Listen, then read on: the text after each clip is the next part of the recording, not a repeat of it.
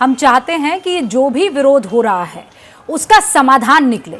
जो सवाल इन युवाओं के मन में है उस सवाल का जवाब कहीं से निकल कर आए, और आज उन सवालों का जवाब देने के लिए कोई और नहीं, ये जो पूरा खाका तैयार हुआ है, जिस टीम ने इस खाके को तैयार किया, उस टीम के बहुत महत्वपूर्ण हिस्से से आज एबीपी न्यूज़ की बातचीत होने जा रही है।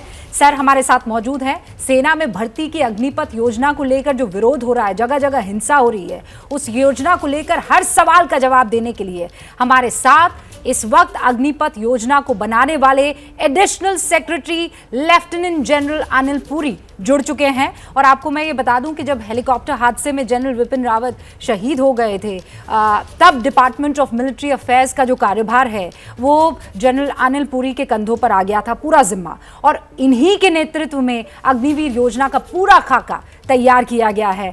Thank you so much general Puri, हमारे साथ एबीपी न्यूज़ के दर्शकों के साथ जुड़ने के लिए। कुछ बहुत ही बेसिक और महत्वपूर्ण सवाल है जिनके जवाब जब आपसे जानेंगे युवा, तो हमें उम्मीद है कि जिस रास्ते पर वो जा रहे हैं उससे रुक जाएंगे। और इसीलिए पहला महत्वपूर्ण सवाल, ये योजना अगर लाई गई तो क्या सोच कर लाई गई सर? पहली चीज, जय हिंद। जय हिंद सर। देखिए, फौज के अंदर ये योजना की ज़रूरत आज से नहीं है। ये जब कारगिल का युद्ध हुआ उस टाइम कारगिल रिव्यू कमेटी ने बोला कि हमारे देश के अंदर जो सेना है, जिसका बहुत महत्वपूर्ण सहयोग है देश के बॉर्डर को शांत रखने का, और आपको मालूम है हमारे दोनों साइड में कैसे मित्र हैं हमारे, इसकी आयु कम करनी है। हमारी एवरेज एज आज 32 साल है। हमें हुक्म मिला था इसको 26 साल करने के लिए। 26 साल, 22 साल तो वैसे निकल गए। तो अब ये स्कीम सिर्फ इस मुद्दे से लाई है, इसको यूथफुल बनाया जाए। यूथफुल इसलिए सो दैट हमारे नौजवान इसमें आ सके। हमारे देश, आपको मालूम है 2030 के अंदर 50% लोग 25 साल की आयु से कम होंगे। ये जो हमारा एक इतना बड़ा डेमोग्राफिक डिविडेंड है, हमारी भारतीय सेना, इसका रिफ्लेक्शन होना चाहिए। पहली चीज इसलिए। दूसरी चीज, हमारे से पहले वाली जो पीढ़ी थी वो टेक्नोलॉजी में इतनी अडेप्ट नहीं थी, हम भी उतने अडेप्ट नहीं हैं। जो अगली पीढ़ी आएगी वो हमसे कई कदम आगे होगी। ये जो उनकी अडेप्टिंग की कैपेबिलिटी है, इसको हमें अपने काम में लेना है। ये देश की रक्षा का काम है, ये कोई नॉर्मल काम नहीं है। सो इस मुद्दे से बनाई गई थी, और ये किसी एक आदमी ने या एक औरत ने नहीं बनाई, whole of the government approach है। इसके ऊपर ये एक दिन में काम नहीं हुआ, पिछले 2 साल से काम चल रहा है। एंड जिन जिन का आपने नाम लिया वो सब इसके साथ जुड़े हुए थे, चाहे वो भूतपूर्व हमारे चीफ थे तीनों, जो प्रेजेंट चीफ है, चाहे वो गवर्नमेंट है, चाहे जो सीडीएस थे, सब जुड़े हुए थे। उन सब ने इसको ठोक पीट के काम करा है। जो हाँ, आगे और कुछ नहीं तो मैं आगे बोल रही हूँ। जनरल पुरी, आपने ये कहा कि सेना को यंग बनाना है, एक यंग ब्लड की आवश्यकता है, जो एवरेज एज है उससे कम करना था। लेकिन क्या यही योजना है जो फायदेमंद साबित हो सकती है? और अगर हाँ तो कैसे? अगर आप उसकी निटिग्रिटी समझा पाए तो। ओके, हाँ जी। देखिए, पहली चीज मैंने आपको बताया 32 साल से हम 26 साल लाना चाहते हैं। हमने शुरुआत करी कि 17.5 साल से 21 साल की ये एज होनी चाहिए जिनको हम अंदर इसमें भर्ती करेंगे। बट युवाओं की पीड़ा को समझा गया और परसों इसकी उम्र 21 साल से 23 साल करी गई। क्यों? बिकॉज देश युवा के साथ जुड़ा हुआ है। ये युवा भविष्य है हमारे देश का, सेना का उससे ज्यादा भविष्य है, और हमारा जोड़ युवा के साथ कहीं ज्यादा लगा हुआ है। जैसे अम्बिलिकल कॉर्ड एक अपने माँ और बेटे के साथ होती है। कमिंग टू ये हमने क्यों करा और इससे हमारे को फायदे क्या होंगे? पहली चीज, ये उम्र बदली करी गई। अभी देखिए, ये जो 25% लोग हमारे साथ रहेंगे वो तो हम उनके साथ पूरी उनकी ट्रेनिंग कर लेंगे, सब कुछ उनका हो जाएगा। बट जो 75% लोग जिसकी वजह से लोग आज बाहर हैं, उनका क्या होगा? ये सबसे बड़ा मुद्दा खड़ा हुआ है। देखिए, पहली चीज, वो देश की ताकत है। ये लोग हमारे साथ स्किल्स लेके जा रहे हैं। इनको क्या क्या मिल रहा है? पहले बात करते हैं स्किल मतलब डिसिप्लिन। पूरे देश में कोई ऐसी संस्था नहीं है जो डिसिप्लिन भर के ऐसा भर देती, मतलब ऐसा अंदर डाल देती है कि अगर वो भूतपूर्व सैनिक हो या वो अग्निवीर होगा, वो अलग दिखेगा। उसका रिज्यूमे यूनिक होगा, उसको लेने वाले लोग बहुत होंगे। इन लोगों को अपने, ये जो युवा हैं उनको अपने ऊपर इतनी हौसला अफजाई नहीं है कि उनका जो रिज्यूमे हमारे से निकलने के बाद होगा वो कितना भिन्न होगा, कितना महत्वपूर्ण रहेगा। वो क्यों? नंबर एक, डिसिप्लिन। डिसिप्लिन कोई एकेडमी, कोई कोचिंग संस्था नहीं सिखा सकती। दूसरा, जो 10वीं क्लास वाले लोग आएंगे हमारे पास, हम उनको 12वीं क्लास का सर्टिफिकेट देंगे। कैसे देंगे? ये मिनिस्ट्री ऑफ हायर एजुकेशन तय कर रही है, मिनिस्ट्री ऑफ प्राइमरी एजुकेशन तय कर रही है, उसका प्रावधान बना दिया गया है। ये आखिर युवा है कौन? इनकी उम्र 17.5 साल एक एंड पे और दूसरे साल पे 21/23 साल। आज देश के अंदर जो लोग 25 साल के हैं, उनके पास कितनों के पास नौकरी है? बहुत कम है। हमने ये पूरा एनालिसिस एजेंसी के थ्रू करवाया, जिन्होंने बोला एवरेज एज जो नौकरी वाली है 27-28 साल है। अब ये युवा आ रहे कहां से हैं? हमारे को 70% रूरल जो हैं यूथ से, रूरल एरिया से आ रहे हैं, गांवों से आ रहे हैं। इनके पास क्या है वहां पे? इनके पास एक खेती बाड़ी करने का खेत है, इनके पास या कोई छोटा मोटा व्यवसाय है, नहीं तो वो दौड़ लगा रहे हैं सिटीज की तरफ, उनके आकर्षण की वजह से। हम उसको वहां से ले रहे हैं बिकॉज वो उसने कठिन जीवन काटा है और वही हमें जरूरत है, बिकॉज हम उसको और ट्रेनिंग देंगे इसके बाद।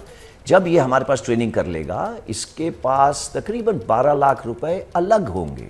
अब 12 लाख रुपए लेके जाएगा, चाहे वो नया ट्रैक्टर ले, चाहे वो नई कोई योजना बनाए अपनी खेती बाड़ी को इंप्रूव करने की, चाहे वो अपनी बहन की ध्यान रखे, चाहे वो अपने माँ बाप का ध्यान रखे, चाहे वो अपने ऊपर ये पैसे लगाए हायर एजुकेशन के लिए, उसके पास ये सब कुछ है। इसके अलावा 12 लाख के साथ अगर वो एंटरप्रेन्योर बनना चाहे तो 2 योजना लगाएंगे। एक बैंक लोन की, उसके काम चल रहा है और 5-6 दिन में ये आ जाएगी। बैंक लोन कैसे मिलेगा इनको, उनको कितना मिलेगा, एंड उसकी जो क्रेडिट रेटिंग होगी उसके हिसाब से उसका लोन इंक्रीज करा जाएगा। तो उससे ट्रेनिंग दी जाएगी। आफ्टर वो हमारे साथ 4 साल खत्म कर लेगा कि वो एंटरप्रेन्योर बन सकता है। तो ये हो गई शिक्षा और पैसे की बात। नाउ कमिंग टू हमारे पास और जॉब्स क्या है। आज देखिए, सुबह 2 दिन पहले ये बोला गया था कि सीएपीएफ के अंदर इनको प्रेफरेंस दी जाएगी जो अग्निवीर बाहर निकलेंगे। क्यों? देखिए, हमारे साथ उन्होंने 6 महीने तो ट्रेनिंग करी, उसके बाद 4 साल हमारे साथ काम करा। तो सीएपीएफ जानती हैं ये 25 से 27 साल का युवक उनके लिए महत्वपूर्ण रहेगा। वो एक इथोस लेके आ रहा है मिलिट्री डिसिप्लिन का, एंड वो उनको तुरंत अपने पास रख रहे हैं। ये 2 दिन पहले की बात थी। आज क्या हुआ? उसके लिए 10% आरक्षण करा गया। ये आरक्षण सिर्फ अग्निवीर के लिए, ये आरक्षण भूतपूर्व सैनिक के लिए या उसके लिए नहीं है। ये एक्सक्लूसिव क्लास है सिर्फ अग्निवीर के लिए। एंड मैं आपको बताना चाहूंगा, हर एक साल 25 से 30 हजार भर्ती होते हैं लोग सीएपीएफ में, अलग अलग किस्म के, बीएसएफ, सीआरपीएफ, एटसेट्रा एटसेट्रा। तो उसके लिए आरक्षण करा है। अब उसके साथ साथ देखिए, 3 घंटे पहले ये भी खबर आई है कि उसके अंदर भी एज रिलैक्सेशन दे दी है, सो दैट ये अग्निवीर जो हमारे पास 21 साल की बजाय 23 साल में आ रहे हैं, 4 साल की नौकरी करेंगे तो ये 27 साल के हो जाएंगे, उनको भी रिलैक्स कर दिया गया है। अभी देखिए, ये आज सुबह हुआ है। आई एम श्योर अगले चंद दिनों के अंदर बाकी state governments, because ministry of home affairs एक फाउंटेन हेड है, एक फाउंडेशन है इन सब चीजों का, वो इसका प्रावधान करेंगे। ये हो गई अगर उन्हें दिलचस्पी है गवर्नमेंट जॉब करने की। Now coming to the private industry. See, private industry को क्या चाहिए? उसको एक पहली चीज, उसकी सबसे बड़ी चीज है कि भाई वो डिसिप्लिन होना चाहिए। वो हम उसको बना के दे रहे हैं। इतना डिसिप्लिन उसको कोई नहीं दे सकता। नेक्स्ट उसको चाहिए स्किल, और उसको चाहिए एक सर्टिफिकेट। हाँ जी, आपने जो ये बातें, उसको एक सर्टिफिकेट चाहिए सो दैट उसके पास, आप ये कह रहे हैं कि 12वीं का उनको एक सर्टिफिकेट मिलेगा। हाँ जी, हाँ जी, आप ये कह रहे हैं कि उनको डिसिप्लिन मिलेगा, लेकिन बहुत डिप्लोमा भी मिलेगा, डिप्लोमा भी मिलेगा। लेकिन बहुत से ऐसे पूर्व सैनिक हैं जो 2-3 सवाल, और मैं क्विकली उन सवालों को आपके सामने रखना चाहूंगी सर, मैं ये वक्त जाया नहीं करना चाहती हूँ, बड़ा इंपॉर्टेंट है। पहला सवाल ये है कि जब आप इनको ट्रेन कर लेंगे, इनके पास पैसा भले ही आ गया लेकिन नौकरी नहीं हुई, आप कह रहे हैं एंटरप्रेन्योर बन जाए, बहन का ख्याल रख सकते हैं, खेती बाड़ी में दिमाग लगा सकते हैं, मान लीजिए इन सब में उनका दिल ना लगे और अगर वो दूसरी दिशा में चला जाए, वायलेंस की तरफ, क्योंकि आप उसे बंदूक चलाना भी आता है और अभी भी आप हालात ऐसे देख रहे हैं, ये डर पूर्व सैनिकों को भी सता रहा है, इसके लिए आपके पास क्या जवाब है? बेरोजगार, वो भी ट्रेंड। देखिए, ये ना नहीं नहीं, एक मिनट, आपका मतलब कहने का है कि आज पता है कितने सैनिक हैं भूतपूर्व? 32 lakh people are available to do exactly जो आप बोल रहे हैं। कोई कर रहा है? उसने देश सेवा करी है, चाहे वो कुछ भी चले जाए। जब रात को हम उसको हिलाते हैं ना, तो जय हिंद पहले बोलता है, बाद में पूछता है भाई कौन है। तो ये चीज आप नहीं समझेंगे। 32 लाख लोग आज अवेलेबल हैं पूरे देश के अंदर हथियार उठाने के लिए। तो आप कैसे बोल सकते हैं ये बालक जो 25 साल का होगा या 27 साल का हथियार उठाएगा? नहीं, आई डोंट थिंक सो। इसका मतलब आप ये सोच रहे हैं जो ये 32 लाख लोग हैं ये सब हथियार लेके घूम रहे हैं। 32 लाख लोग हैं एज ऑन टुडे। हर एक साल 1 लाख जवान ट्रेंड बाहर जा रहा है। अब आप बोलेंगे उनकी उम्र है 35 साल। 35 साल उम्र है और उनमें से कितनों ने हथियार उठाया? 0। So how can we think कि ये 25 साल और 27 साल वाला जिसके आगे पूरी जिंदगी पड़ी है, उसके आगे रोटी कपड़ा मकान लेने की गुंजाइश है, वो हथियार की तरफ जाएगा? नहीं। आई थिंक ये ना किसी ने बिकॉज उसने कहीं पुरानी किताबों में पढ़ा होगा। और रोज देखिए हमारे यहाँ जो न्यूज़ चैनल हैं वो रोज अमेरिका की तस्वीरें दिखाते हैं जहाँ पे किलिंग हुई हैं, और हम वो फोटो लेके रात को सोते हैं और सुबह सोचते हैं वो भारत में आ गए। ऐसे नहीं हो रहा है हमारे भारत में, पिछले इतने सालों से तो नहीं हुआ, अब ना जाने क्यों होने लग जाएगा। तो ये एक ना it's a figment of imagination, ये नहीं होगा। आप ये पूरी कॉन्फिडेंस के साथ कह रहे हैं कि जब आप सैनिकों को ट्रेन करेंगे तो वो इस दिशा में नहीं जाएगा जैसा लोग आशंका जाहिर कर रहे हैं, और मैं आपकी बातों पर इस वक्त यकीन करना चाहती हूं सर, और इसीलिए no more question on this. लेकिन अगला सवाल ये जहन में आता है कि कोई भी सैनिक जो है वो नाम नमक और निशान ये महत्वपूर्ण होते हैं सर। मेरी जुबान से वो छोटे लगेंगे, आपने तो उसे जिया है, लेकिन ये जो 4 साल है वो बहुत कम होते हैं वो जज्बा पैदा करने के लिए। और ये जब मैं कह रही हूँ तो एक पूर्व सैनिक की लिखी कुछ बातों से निकाल कर पूछ रही हूँ, क्या ये 4 साल कम नहीं है? क्योंकि इसमें भी कुछ और वक्त होगा जो सिर्फ ट्रेनिंग का होगा। इतने में ट्रेन हो जाएगा, वो जज्बा वो डेडिकेशन आ जाएगा। अच्छा देखिए, पहली चीज मैं ये बताना हूँ कि ये जुनून जज्बा जो है ये हर एक में है, आप में भी है, मेरे में भी है। बट जो 25 साल से नीचे है उसमें ये जुनून जज्बात ये सब ज़्यादा है। देखिए हमारी फौज के अंदर कोई इनको ना सारे जुनून जज्बे को इकट्ठे करके नहीं भेज देते। हर एक जोश के पीछे 1.3 होश वाले लोग बैठे हैं। दैट इज द क्या कहते हैं जो डिस्पैरिटी या इक्वेशन जो यूथ है और एक्सपीरियंस है। तो यूथ एंड एक्सपीरियंस आज भी मौजूद है। आज क्या है, 1 के ऊपर 1.28। जब मैं एक लीडर हूं और मेरे साथ कुछ बच्चे, मतलब जो ये अग्निवीर मेरे साथ होंगे, वो किसको फॉलो करेंगे? लीडर को या अपने आप को? फौज कभी किसी को ऐसे अकेला नहीं छोड़ देती कि अच्छा जा तू कुछ कर ले। तो हमारी रिस्पॉन्सिबिलिटी ये है इस जज्बे को, इस जुनून को चैनलाइज करना देश की रक्षा के लिए। इसी काम के लिए हमें को तनख्वाह मिलती है, इसी काम के लिए हमको ट्रेनिंग करा जाता है। मुझे समझ नहीं आता कि ये जो अग्निवीर हैं ये अपने आप कुछ दिशा में चल पाएंगे। अगर उन्होंने कल जोखिम लेना है, लीडर उनके साथ है। अगर उन्होंने कुछ काम करना है, लीडर उनके साथ है। ऐसे नहीं है। अब क्या होगा, ये जो जब नाम नमक निशान की बात कर रहे हैं, नाम नमक निशान या तो आपके पास है या नहीं है। इट इज लाइक मैं आज सत्य बोलता हूं या नहीं बोलता हूं। ये कोई वो नहीं है कि 90 डिग्री सत्य बोलता हूं, 20 डिग्री सत्य बोलता हूं। सत्य आपके पास है, ये आपकी पैदाइशी चीज है जो आपके माँ बाप ने और आपके शिक्षा वालों ने दी है। नाम नमक निशान हम देंगे। वो हम कैसे देंगे? ये 4 साल का टाइम बहुत है। और उसको लीडर वो जब देखता है ना कि उसके आगे आने वाले उनके ऊपर कौन बैठा है, बिपिन रावत बैठा है या सैम मानेकशॉ बैठा है या जो अशोक चक्रा विनर है वो बैठा है या नॉर्मल सैनिक बैठा है जिसने 5-6 जगह के ऊपर मुठभेड़ में पार्ट लिया है, वो जज्बा जुनून पैदा करता है। एंड ये हमारी सेना में भरपूर है। इसमें कोई कमी नहीं है।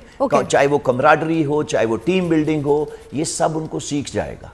जनरल पुरी, ये जब बच्चे सड़कों पर निकले, युवा जब हंगामा कर रहे थे, ट्रेनों को आग लगा रहे थे, तो हमारे रिपोर्टर्स एबीपी न्यूज़ के वहाँ उनके बीच में मौजूद थे।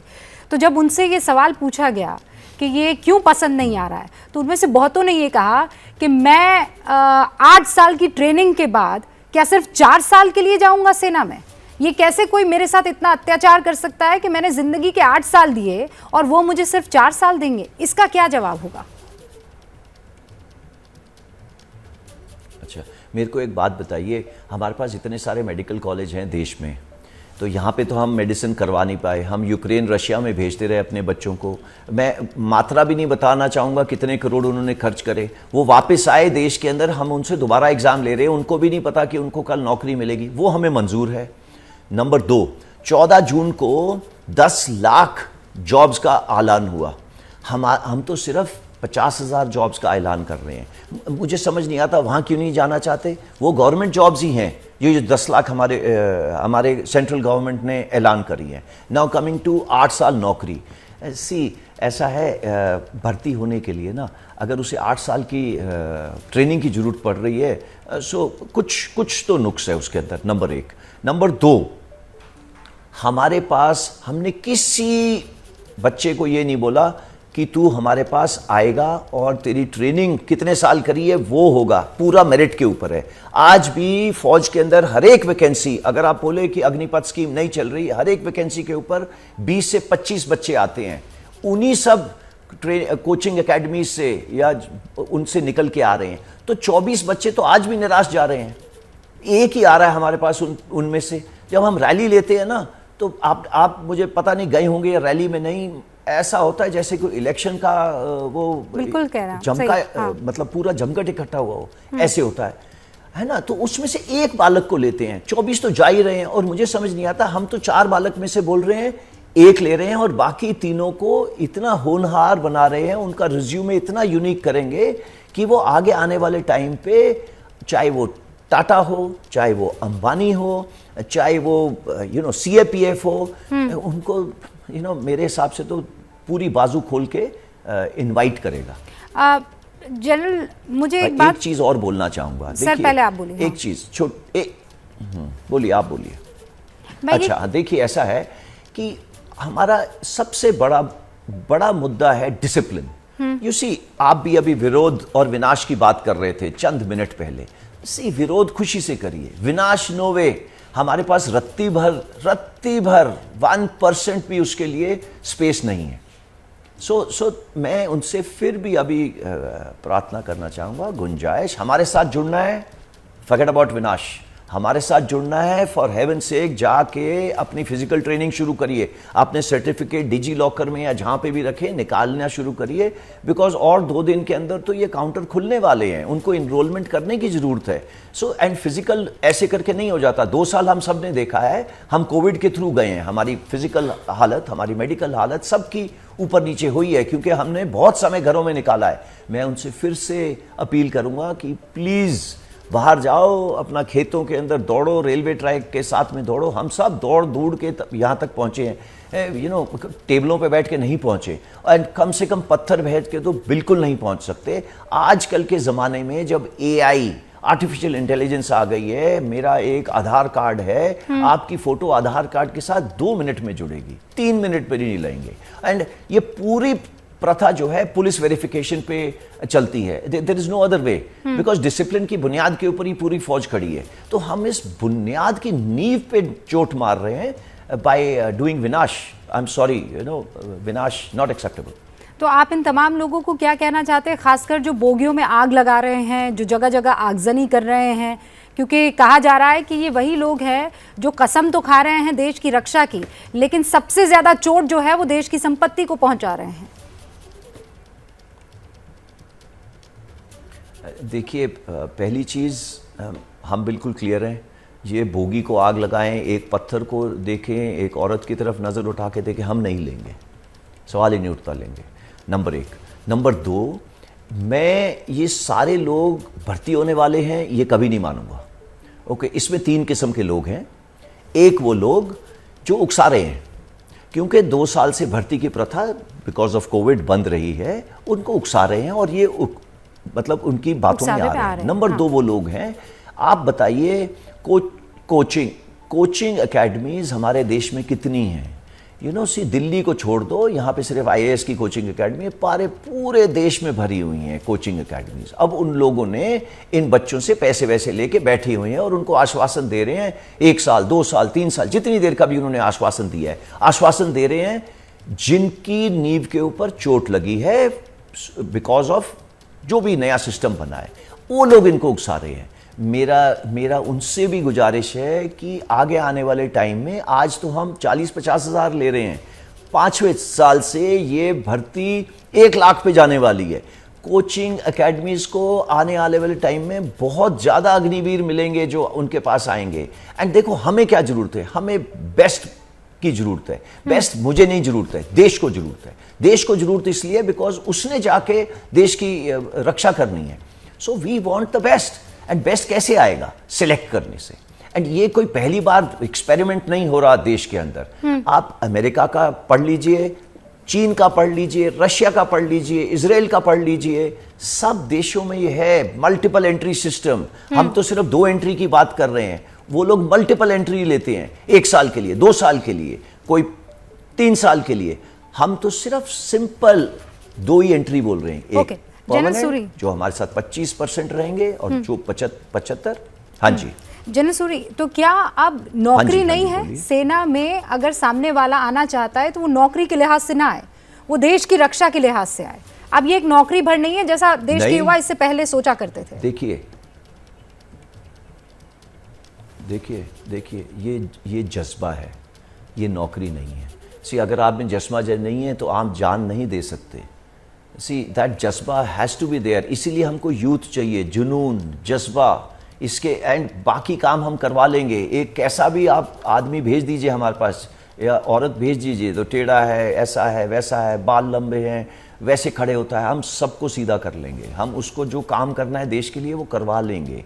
मैं ये नहीं बोल रहा कि ये नौकरी नहीं है, नौकरी जरूर है, बट उससे ऊपर जज्बा है।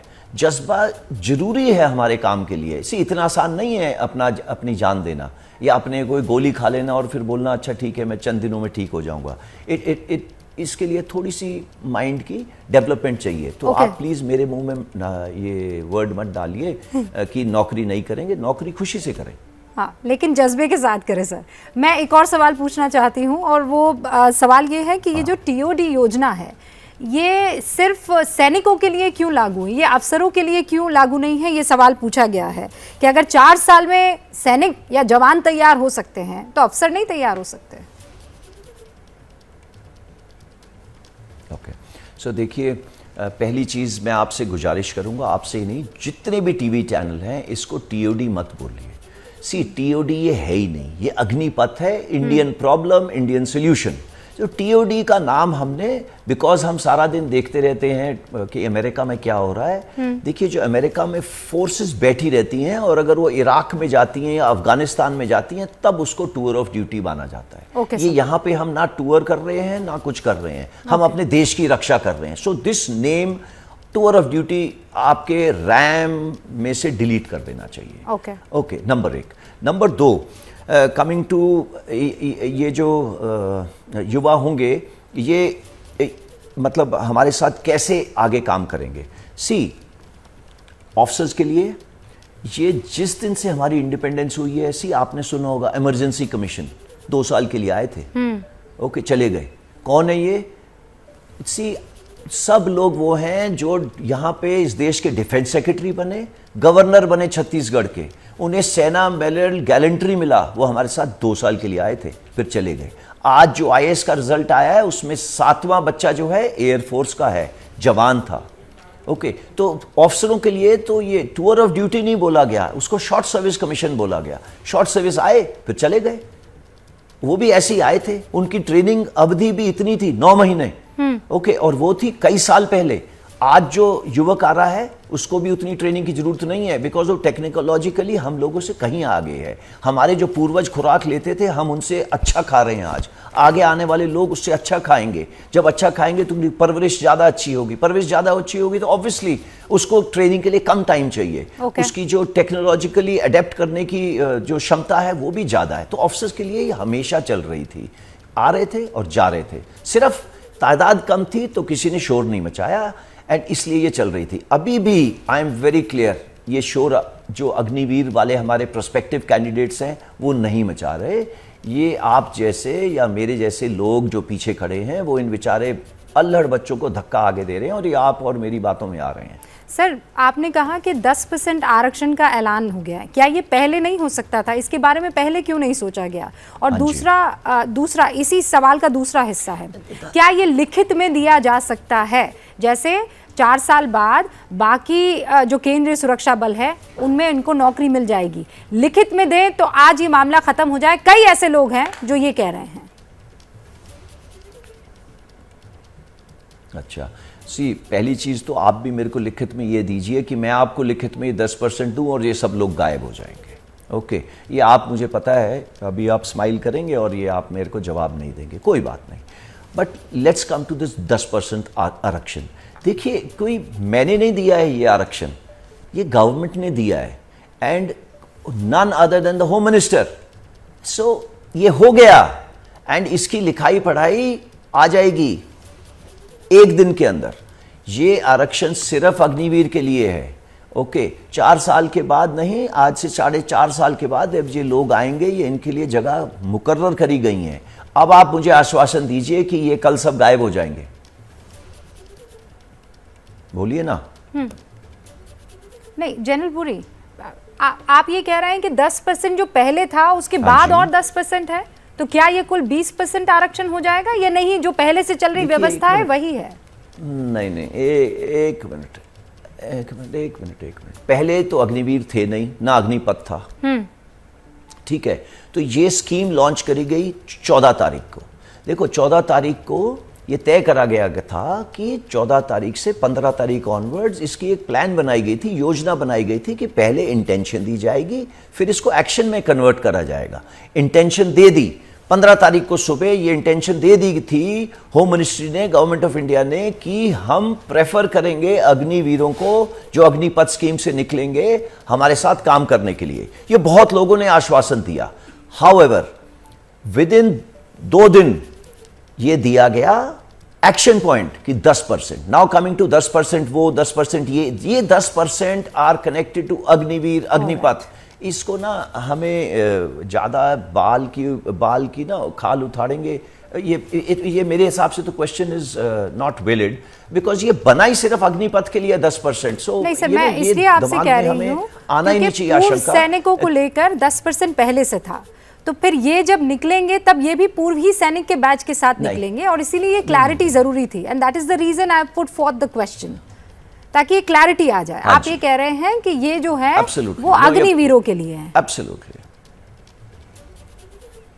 बिल्कुल ठीक है सर।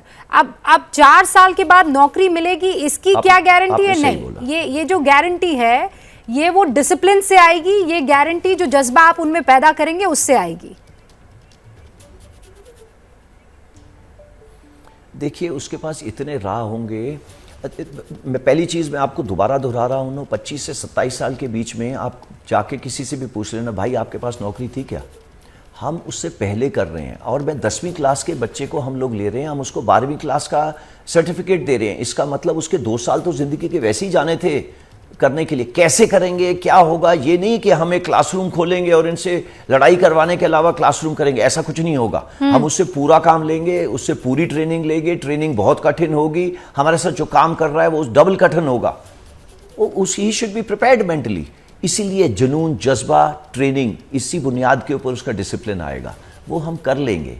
एंड बाहर निकलने के बाद जो सब युवाओं में आशंका है कि मैंने 6-7 साल जो अपना परिश्रम करा, आप मुझे अभी परमानेंट जॉब का एक हाथ में सर्टिफिकेट दिए, वो उसके पास सर्टिफिकेट नहीं है। बट आप देश के हिसाब से सोचिए, 4 साल के बाद यही युवा जब दोबारा सिलेक्शन में आएगा, आपके पास वो होनहार बच्चे आएंगे जो पहले तो वॉलंटियर होंगे, दूसरा अपने देश के साथ अपनी जान की सिग्नेचर करने के लिए तैयार होंगे। ठीक है सर, अब आखिरी 2 सवाल। पहला ये कि जो 25% आप रिटेन करेंगे उसकी क्या स्कीम होगी, उसका मापदंड, मानक क्या होने वाला है? देखिए, सिलेक्शन करने के लिए आज ऑफिसर्स जो हमारे पास हैं, शॉर्ट सर्विस कमीशन वाले, उनको भी इसी तरीके से सिलेक्ट करा जाता है, वो भी इन्हीं छोटी उम्र में आते हैं। तो ये हमें एक्सपीरियंस है सिलेक्शन कैसे करा जाए। बट इन अग्निवीरों के लिए जो 21 से 23 साल के हैं और अब 25 साल के हो जाएंगे, इनकी सिलेक्शन के लिए एक वाइस चीफ बैठे हैं जो इसकी पूरी तहकीकात, ये सिस्टम ट्रांसपेरेंट होगा, ये ऑब्जेक्टिव होगा, ये सेंट्रल होगा। इसके अंदर कोई लिखाई पढ़ाई नहीं होगी कि आप मुझे अच्छे लग रहे हैं, आपने मेरे साथ नौकरी करी है, उसने मेरे साथ सियाचिन में था या ये मेरे साथ राजस्थान में था, ये सब नहीं होगा। ये बिल्कुल ऑब्जेक्टिव होगा। इसके ऊपर काम शुरू हो चुका है। अगले 2 महीने के अंदर ये प्रॉपरली आएगा कि भैया इस बेसिस के ऊपर आपकी सिलेक्शन होगी। एंड वो सिलेक्शन क्या बेसिस होगा?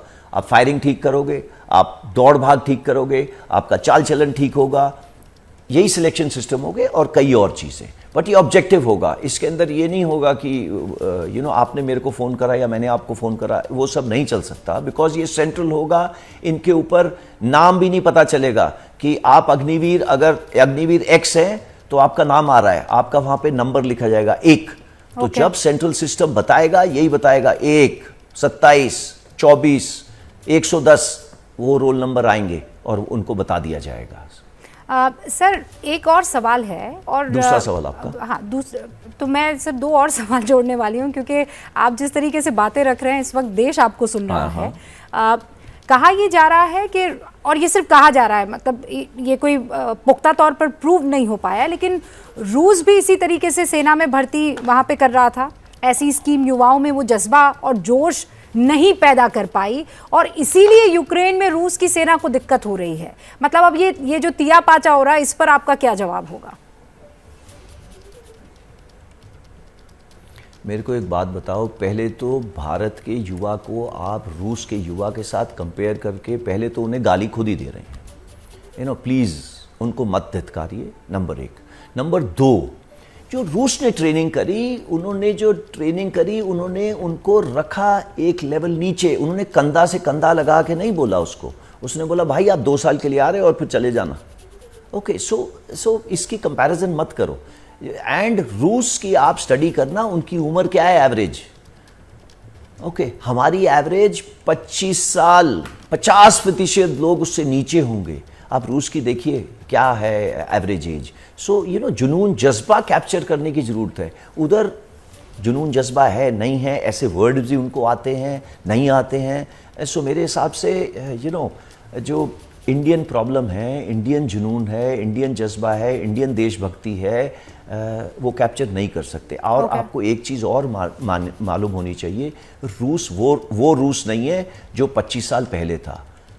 ओके, वो कई हिस्सों में बट चुका है। तो उसकी जो जुनून जज्बा है वो भी कई हिस्सों में बट चुका है। तो मेरे हिसाब से ये कंपैरिजन भारतीय नागरिक के साथ करना, उससे अच्छा उसे गाली वाली दे दो। अच्छा सर, पहली बात तो ये है कि मेरी इतनी हैसियत नहीं है कि मैं देश के जवानों को या देश की सेवा करने वाले उन तमाम युवाओं को गाली दूं। ये एक सवाल था, और आज चूंकि मुझे मौका मिला है कि हर किस्म का सवाल आपके सामने रखूं, तो वो सवाल मैंने रखा है, क्योंकि जहन में तमाम तरीके के सवाल आ रहे हैं और वो फिर आगजनी में तब्दील हो जाते हैं, आक्रोश में। अब एक सवाल ये आ रहा है सर कि मैं एक महिला हूँ, और तमाम वो महिलाएँ जो आने वाले टाइम में देश की सेवा करना चाहती हैं, वो ये सवाल आपसे पूछना चाहेंगी, क्या औरतें भी, महिलाएं भी इसमें शामिल होंगी?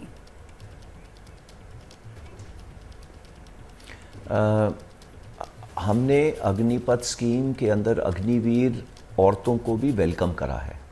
देखिए, अब औरतों को अग्निवीर वेलकम करने के लिए फौज में तो शुरू हो जाएंगी, बाकी सर्विसेज भी करना चाहती हैं, बट ये एक प्रोग्रेसिवली होगा। ओके, ये ऐसे नहीं कर सकते कि आज इतने लेंगे, बिकॉज उन नंबर्स जरूर सेलेक्ट करे जाएंगे, बट किस जगह के अंदर वो काम करेंगे डिपेंडिंग ऑन देयर कैपेबिलिटी, वो तय कर रहे हैं सर्विसेज, और ये सब हो जाएगा। उन्होंने एक जगह में नहीं रखा है, उनको कम से कम 27 जगह अलग अलग किस्में, फॉर एग्जाम्पल जैसे वो टेक्निकल हो सकती हैं, वो रेडियो डिपार्टमेंट में हो सकते हैं, वो रडार डिपार्टमेंट में हो सकते हैं। इस अलग अलग किस्म की प्रावधान कर रहे हैं, बट प्रोग्रेसिव मैनर में होगा depending on the requirement, but लिया जाएगा। ओके, ऑल राइट, मैं उस पल का इंतजार करूंगी सर। ये OTA चेन्नई में आप लोगों ने एक यंग लीडर्स ट्रेनिंग विंग बनाया था सर, ताकि JCO और NCO यानी कि आम जवान की तरह भर्ती होने वाले भी ऑफिसर्स बन सके। तो क्या अग्निवीर इसके लिए भी एलिजिबल होंगे क्या? बिल्कुल होंगे। हमने उनको क्या करा था, देखिए वो पहले तो जवान थे हमारे साथ, फिर वो जेसीओ बने, फिर हमने उस ट्रेनिंग एकेडमी के भेजा। अभी अग्निवीर का क्या होगा? अग्निवीर पहले तो 4 साल के लिए अग्निवीर कहलाएगा, फिर वो मेरी तरह सिपाही कहलाएगा या लास्ट नायक, या उसके बाद वो उसी जगह जाएगा जैसे सब जगह लोग जाते हैं। कल को अग्निवीर अगर ऑफिसर बनना चाहेगा तो वो खुशी से बन सकता है, वो एग्ज़ाम देगा, पास करेगा, ऑफिसर बनेगा। हमारे यहाँ भी प्रावधान है, जो जवान हैं वो ऑफिसर बनते हैं, और वही चाहे ओटीए के थ्रू जाएं या एसीसी के थ्रू जाएं, वो प्रावधान है हमारा और वही चलता रहेगा। तो अग्निवीर को कुछ ऐसी चीज़ नहीं है जो उसे डिनाई करी जाएगी। वो हमारे साथ देश की रक्षा करने के लिए कंधा से कंधा लड़ा रहा है। So there is no question कि हम उसको कुछ चीज़ नहीं दें या ज़्यादा दें, ऐसा कुछ नहीं होगा। General Puri, it was pleasure talking to you sir. आपने बहुत सारे सवालों के जवाब दिए और मैं उम्मीद करती हूँ कि उन सारे सवालों के जवाब पाकर ये जो आक्रोशित युवा हैं, इनको समझ में आएगा कि आने वाला वक्त देश की रक्षा में ये लोग कैसे दे सकते हैं और कैसे अब उस आक्रोश को छोड़कर मेहनत में, काम में अपना मन और तन लगा सकते हैं। Thank you so much. Thank you. जय हिंद। जय हिंद सर।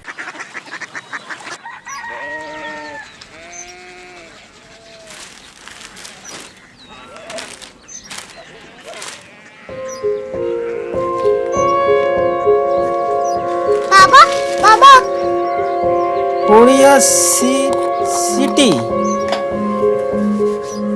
जानी ना।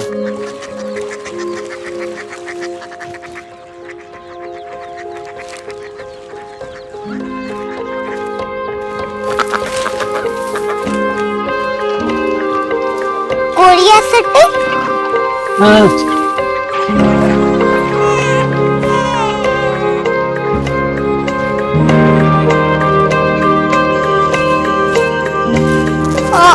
कोरिया सिटी कहाँ पे है? शहर अंग्रेजी लगे हैं।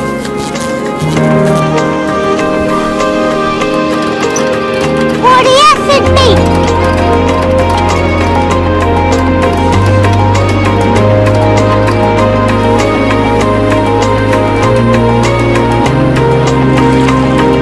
वो बहुत दूर है।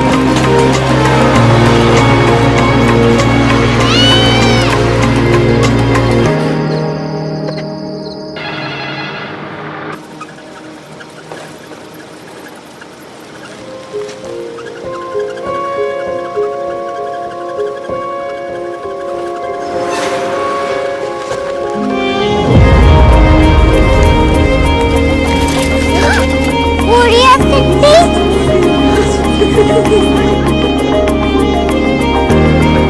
दुनिया को बोलना कुछ लोग बड़े होते हैं। कोरिया सिटी कहाँ है? प्रोफेसर साहब को पता होगा।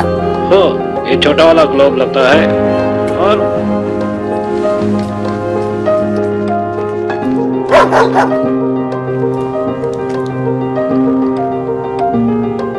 पता नहीं, मेरी बेटी से जाके मिल लो, शायद उसे मालूम हो।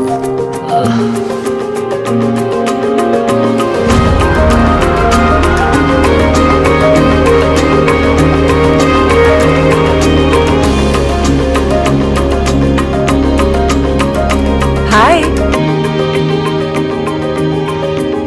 बाबा ने भेजा है। Come here. Korea city Korea city नहीं, क्यूरियोसिटी। वो क्या? That's what brought you here? जो तुम्हें यहाँ तक ले आया। क्यूरियोसिटी